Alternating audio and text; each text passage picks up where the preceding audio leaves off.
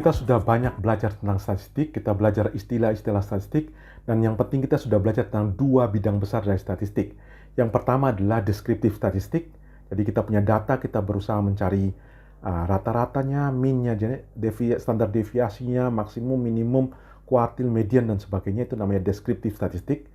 Kemudian ada bidang kedua, yaitu bidang inferensial statistik. Inferensial statistik itu adalah kita menghitung tentang populasi. Jadi kita belajar tentang deskriptif statistik, sampel, kemudian kita berdasarkan sampel ini, kita coba menebak populasi itu seperti apa. Jadi, ya itu namanya inferential statistik. Nah, kita sudah belajar yang deskriptif statistik, kemudian kita masuk ke, kita belajar tentang probabilitas, kita belajar distribusi probabilitas, kita belajar distribusi normal, distribusi binomial, dan sebagainya. Kita akan masuk pada tahap berikutnya, kita belajar tentang inferential statistik. Jadi bagaimana kita memprediksi, membicarakan tentang apa yang ada di populasi yang sangat besar. Nah, untuk mendapat populasi tentunya caranya kita menganalisa sampel. Kita menganalisa sampel, kita menyimpulkan tentang populasi. Jadi kita mencari hubungan antara sampel dengan populasi. Nah, hubungan ini yang kita akan pelajari dalam video ini. Jadi kita melihat bagaimana kita mendapat data-data, mendapat statistik dari sampel, dan kita menebak parameter-parameter dari populasi. Seberapa jauh ini bisa valid di populasi. Misalnya kita dapat sampelnya, rata-rata sampelnya sekian. Apakah rata-rata sampel ini akan mewakili seluruh populasi atau tidak? Jadi dalam video ini kita akan membicarakan hubungan antara sampel dengan populasi. Hubungan antara data dengan probabilitas. Jadi kalau populasi kita ngomong, kita tidak bisa pasti. Kita ngomong probabilitas, probable, kemungkinan. Jadi itu akan kita bicarakan dalam video ini.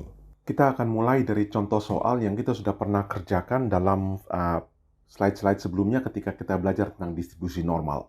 Jadi contoh waktu itu adalah kita mencari probabilitas dari lama masa suatu lulusan S1 bekerja pada perusahaan. Waktu itu saya katakan bahwa lama kerja seorang lulusan S1 di perusahaan adalah, kita tahu rata-ratanya atau mean-nya 4,5 tahun dan standar deviasinya 0,8 tahun.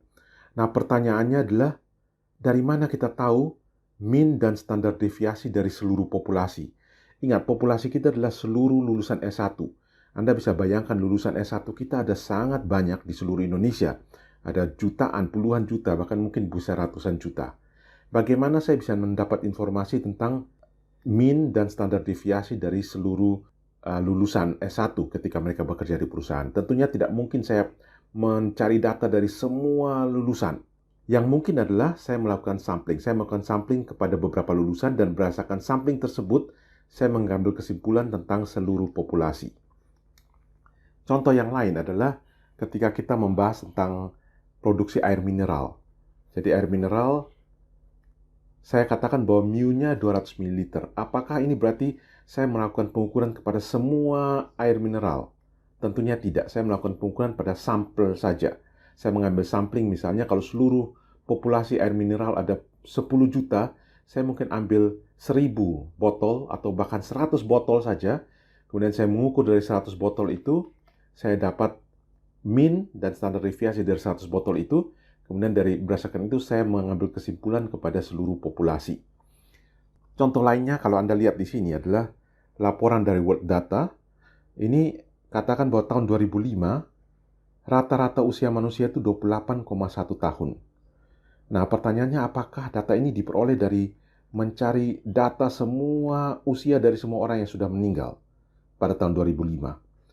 Data semua orang yang meninggal? Tentunya tidak. Yang dilakukan adalah kita mengambil data dari sampel. Berdasarkan data sampel ini kita mengukur berapa rata-ratanya, berapa standar deviasinya. Kemudian berdasarkan itu maka kita mengambil kesimpulan ke populasi. Kita mengambil kesimpulan berapa rata-rata dari populasi dan standar deviasi dari populasi. Nah, sekali lagi saya akan ingatkan perbedaan simbol ini. Kalau dalam populasi, rata-rata kita gunakan simbol mu. Sedangkan kalau dalam sampel, rata-rata, jadi di sampel kita pakai X bar. Kalau di populasi standar deviasi kita pakai simbol sigma. Kalau di sampel kita pakai simbol S. Dan semua ini, kalau dalam populasi kita sebut sebagai parameter. termasuk di dalamnya nanti ada median dari populasi, ada maksimum dari populasi, minimum dari populasi, semua ini kita sebut parameter. Sedangkan kalau dalam sampel, maka mean dari sampel, standar deviasi dari sampel, mungkin median dari sampel, kemudian maksimum dari sampel, minimum dari sampel, ini semua kita sebut sebagai statistik. Jadi itu bedanya ya. Kalau dari populasi kita sebut parameter, dari sampel kita sebut statistik. Ini perlu Anda ingat istilah-istilah ini karena ini kita akan pakai karena kita akan menghubungkan sampel ke populasi. Nah, sekarang saya akan berikan contoh.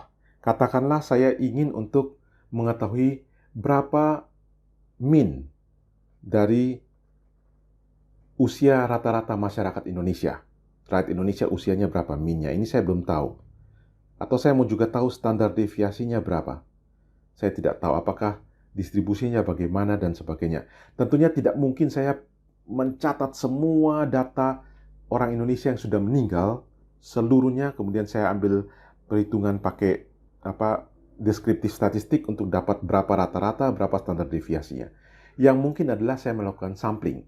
Saya melakukan sampling, katakanlah saya pergi ke salah satu kantor catatan sipil gitu ya. Kemudian saya ambil di sini, saya misalnya ambil 200 data.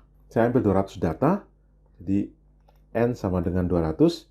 Kemudian saya hitung, saya dapat mean-nya 27,2391, standar deviasinya 7,8378. Pertanyaannya, apakah saya bisa untuk memakai standar deviasi dan mean ini untuk menentukan standar deviasi dan mean dari seluruh rakyat Indonesia? Ini pertanyaannya, karena ini saya hanya ukur di 200 orang. Nah, ini saya melakukan lagi yang lain.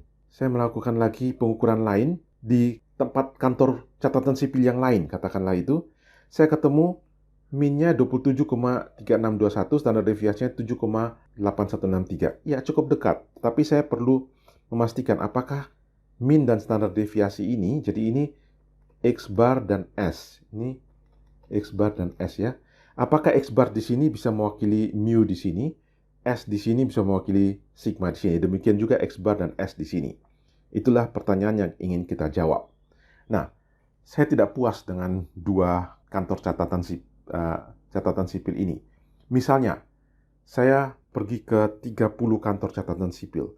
Setiap kantor catatan sipil saya mengambil 200 data, kemudian saya hitung mean-nya dari setiap kantor catatan sipil dan standar deviasinya. Jadi ini X bar-nya dan ini S-nya.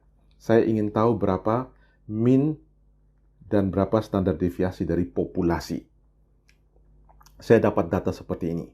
Maka Anda lihat bahwa mean-nya dari setiap kantor catatan sipil ternyata tidak sama. Standar deviasinya juga tidak sama. Mean-nya ini terdistribusi di dalam satu range tertentu, sekitar 27, 28, 27, 28, ya sekitar di situ. 26 ada juga. Maka kita katakan bahwa X itu terdistribusi. Jadi, saya sebut distribusi dari X bar dari sampel. Distribusi standar deviasi dari sampel. Ini kalau kita simpulkan, ini saya bisa anggap aja saya sebut satu gabungan jadi distribusi dari sampel.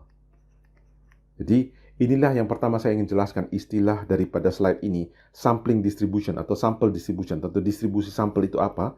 Distribusi sampel adalah sebaran dari statistik dari sampel. Jadi ini ingat, statistik dari sampel itu bisa X bar, bisa S, statistik sampel dari sampel bisa median dan sebagainya.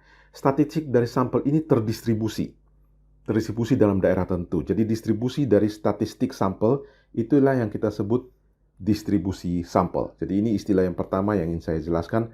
Apa itu distribusi sampel? Distribusi sampel adalah sebaran daripada, ini bukan parameter ya, tapi statistik. Kalau ini yang kita sebut parameter. Jadi sebaran dari statistik dari sampel. Itu namanya distribusi sampel. Bisa juga kita ketemu distribusi dari median misalnya. Sampel. Ini semua termasuk distribusi sampel. Oke. Sekarang pertanyaannya adalah, setelah saya ketemu semua ini, bagaimana caranya saya menghitung mean dan standar deviasi dari populasi. Oke, karena ini ada terdistribusi seperti ini, maka saya menghitung mean dari mean ini. Jadi ini mean, saya hitung mean dari X bar gitu ya. Saya hitung mean dari X bar berapa? Saya ketemu, ini kalau saya rata-rata semua 27,9. Jadi Anda jangan bingung 27,9 itu apa? Itu rata-rata dari ini semua. Kemudian saya hitung standar deviasi dari mean. Jadi ini mean, kemudian saya hitung standar deviasinya. Jadi saya hitung standar deviasi dari mean. Jadi ini tidak saya pakai ya. Ini tidak saya pakai. Saya hitung mean dari ini, dan saya hitung standar deviasi dari ini. Saya ketemu 0,5. Nah, berdasarkan nilai 2 ini, saya bisa mengaproksimasi mu dan sigma. Saya menggunakan teorema yang namanya central limit theorem. Jadi ini saya hapus dulu supaya tidak membingungkan. Oke, maka central limit theorem ini mengatakan bahwa mu itu bisa kita aproksimasi sebagai mean dari X. Jadi mean dari X bar itu 27,9. Maka saya bisa mengaproksimasi mean saya dari populasi itu 27,9. Saya bisa mengaproksimasi sigma dari seluruh populasi saya dengan cara standar deviasi dari X. Jadi standar deviasi dari mean itu dikali akar N. Jadi ini saya bisa hitung sebagai 0,5 di situ ya. 0,5 dikali akar N. N-nya saya adalah size dari sampel, 200. Akar 200. Ini kalau saya hitung, saya ketemu 7,071. Jadi saya bisa dapat di sini, mu-nya saya bisa aproksimasi 27,9 dan sigma-nya 7,071. Itulah cara kita menggunakan data dari sampel untuk mengaproksimasi parameter dari populasi. Nah, jadi detailnya central limit theorem itu mengatakan bahwa begini, terlepas dari bentuk distribusi populasi, jadi populasi bisa berbentuk distribusi normal, bisa jadi populasi bentuknya distribusi yang skew, bisa juga populasi distribusinya kotak, begitu ya. Terlepas dari distribusi populasi seperti apa, selama N ini sangat besar, maka kita bisa memakai distribusi dari X. Distribusi dari X untuk mengaproksimasi mu dan sigma. Atau distribusi dari X ini akan mengikuti distribusi normal. Sehingga kita bisa mengaproksimasi X dan sigma. Sekali lagi ya. Jadi central limit theorema mengatakan bahwa tidak tergantung dari bentuk distribusi populasi.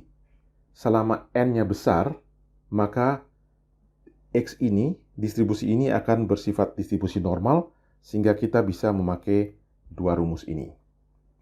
Oke, tentunya Anda bertanya, N sangat besar ini berapa? N sangat besar ini berapa? Ada cukup banyak teori di situ, tapi secara garis besar, orang statistik mengatakan N30 atau lebih besar dari 30, itu sudah dianggap N yang cukup besar. Sangat besar ya, cukup besar, sehingga asal N lebih besar dari 30 ini kita pakai N sama 200 ya. Kalau N lebih besar dari 30, maka kita sudah bisa menganggap bahwa central limit theorema ini berlaku. Sehingga kita bisa memakai dua rumus ini. Bagaimana kalau N-nya lebih kecil? Kalau N lebih kecil, maka central limit theorema ini kurang tepat, aproksimasinya akan tidak akurat. Kecuali kalau kita yakin bahwa populasi kita memang distribusi normal. Kalau populasi kita pasti distribusi normal, kita cukup yakin distribusi normal, maka N ini kecil pun tidak apa. Jadi N bisa 5, bahkan N bisa 2. N yang sangat kecil, kalau kita yakin distribusi kita distribusi normal, maka kita tetap bisa pakai rumus central limit theorema. Tapi kalau kita tidak tahu distribusi dari populasi kita, maka kita harus pakai paling tidak N lebih besar dari 30. Nah, ini saya gambarkan distribusi dari mean ini. Anda lihat distribusinya normal, karena kita sudah menggunakan N yang besar. Oke, ini saya menggunakan N sampai 30. Kalau N sampai 30, saya dapat mean dari setiap kali sampel. Saya dapat seperti ini, terdistribusi. Saya hitung mean dari X bar, saya ketemu 27,7. Saya hitung standar deviasi dari X bar, standar deviasi dari yang ini. Saya ketemu 1,3. Kemudian sekarang saya mau hitung dengan menggunakan, karena masih 30 ya. Oke, saya hitung, saya ketemu mu sama dengan min dari X bar, 27,7. Sigma sama dengan 1,3 dikali akar dari N, akar dari 30. Ini saya ketemu 7,12. Anda lihat nilainya masih tidak terlalu berbeda dengan yang tadi. Sehingga kita masih bisa mengaproksimasi dengan benar. Bagaimana jika N-nya lebih kecil? Ini N sama dengan 5, lebih kecil dari 30. Saya melakukan hitungan yang sama, saya hitung min dari X bar, saya ketemu 27,5. Saya hitung standar deviasi dari X bar, saya ketemu 2,9. Ini kalau saya hitung, maka saya dapat mu-nya sama dengan ini, 27,5. Sedangkan sigmanya adalah 2,9 dikali akar 5. Ini saya dapat 6,40. Belum terlalu jauh juga. Kenapa saya bisa mengestimasi sigma dan mu dari populasi dengan N yang kecil, 5? Karena dalam hal ini saya yakin bahwa populasi saya terdistribusi normal. Tapi kalau populasi saya tidak terdistribusi normal, maka jangan lakukan dengan N yang sangat kecil. Kita harus lakukan dengan N yang besar. Jadi inilah kira-kira caranya kita mengaproksimasi sigma dan mu, rata-rata dan standar deviasi dari populasi, berdasarkan data dari sampel. Jadi kita melakukan sampling ke berbagai tempat. Oke, saya akan memberikan satu contoh untuk ini.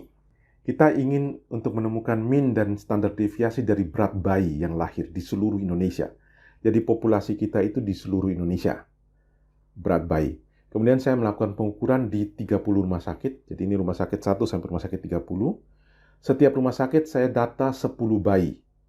10 bayi yang lahir, dan saya dapat datanya seperti ini. Berdasarkan ini saya ingin menghitung berapa min dan standar deviasi. Saya mengaproksimasi ya, bukan menghitung tepat. Mengaproksimasi min dan standar deviasi dari seluruh bayi yang lahir di Indonesia.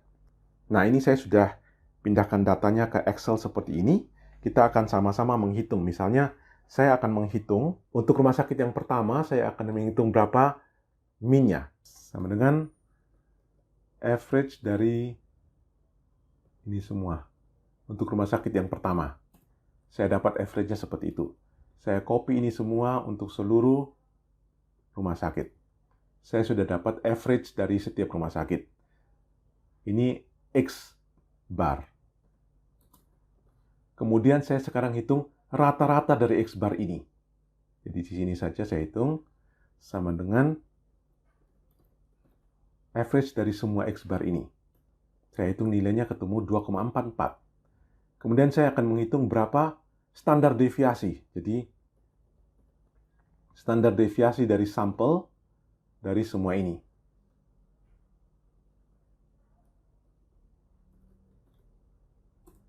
Saya ketemu segitu. Maka dari sini saya akan menebak berapa min dan standar deviasi dari populasi. Min dari populasi adalah sama dengan min dari rata-rata sampel. Jadi 2,44. Jadi saya sudah ketemu mu-nya 2,44. Kemudian sigmanya berapa? Kita ingat sigma adalah ini. Jadi saya putus gini. Sigma sama dengan ini dikali akar. Akar itu kalau Excel pakai XQRT. Akar dari jumlah size-nya. Kita ingat size-nya di sini setiap rumah sakit 10. Maka akar dari 10. 0,9962. Jadi dengan demikian saya sudah ketemu.